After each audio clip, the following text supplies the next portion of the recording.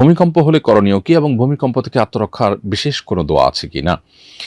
উত্তর হলো যে ভূমিকম্প হলে একজন ঈমানদার আল্লাহ রাব্বুল উপরে পরিপূর্ণভাবে তাওয়াক্কুল করবে, ভরসা করবে এবং আত্মরক্ষার জন্য সংশ্লিষ্ট বিষয়ে যারা বিশেষজ্ঞ আছেন তারা যে সমস্ত পরামর্শ দিয়ে থাকেন সেগুলোকে তারা আমল নিয়ে নিজেকে নিরাপদে রাখার চেষ্টা করবেন।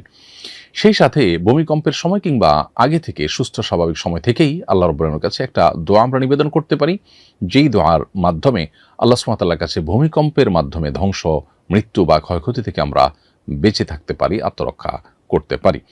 দোয়াটি নবী সাল্লাল্লাহু আলাইহি ওয়াসাল্লাম পাঠ করতেন, সেটি হলো আল্লাহুম্মা ইন্নী আউযু বিকা মিনাত তারাদ্দি ওয়াল হাদাম ওয়াল গারাকি ওয়াল হারাক। অর্থাৎ হে আল্লাহ, আপনার কাছে আমি পানা চাই উপর থেকে পড়ে মৃত্যুবরণ করা থেকে, কিংবা কোনো ভবন বা কোনো কিছু ভেঙে চাপা পড়ে মৃত্যুবরণ করা থেকে।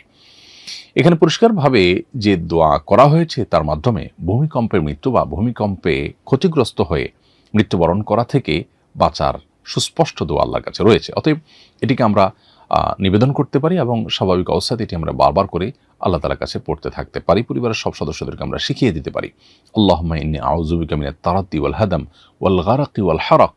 আল্লাহ, আপনার কাছে পানা চাই উপর থেকে পড়ে মৃত্যুবরণ করা, কোনো কিছু নিচে চাপা পড়ে মৃত্যুবরণ করা এবং আগুনে পড়ে মৃত্যুবরণ করা এবং পানিতে ডুবে মৃত্যুবরণ করা, এগুলো থেকেও পানা চাই। ওয়াল গারাক ওয়াল হারাক অর্থাৎ পানিতে ডুবে মারা যাওয়া কিংবা আগুনে পুড়ে মারা যাওয়া থেকে পানা চাই।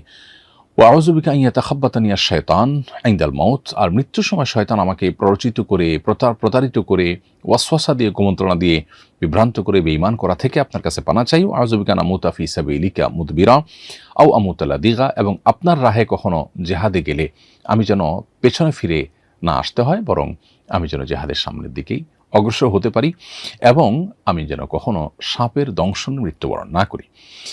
এভাবে দোয়া নবী সাল্লাল্লাহু আলাইহি ওয়াসাল্লাম করেছেন। যদিও এই যে মৃত্যুগুলো, এই মৃত্যুগুলো কোনোটি কিন্তু খারাপ মৃত্যু নয়, শুধুমাত্র জিহাদের ময়দান থেকে পলায়ন করা এটি খারাপ এবং কবিরা গুনাহ। বাকি যে কোনো মৃত্যু কিন্তু একজন নেককার মৃত্যু হতে পারে। অতএব কেউ যদি সাপের দংশনে মারা যায় কিংবা কেউ যদি পানিতে ডুবে মারা যায়, তাহলে সেক্ষেত্রে সেগুলো খারাপ কোনো মৃত্যু নয়। শয়তানের ওয়াসওয়াসা দিয়ে কেউ যদি, ওয়াসওয়াসার কারণে কেউ ঈমান ছাড়া মারা গেলেন, সেটা খারাপ।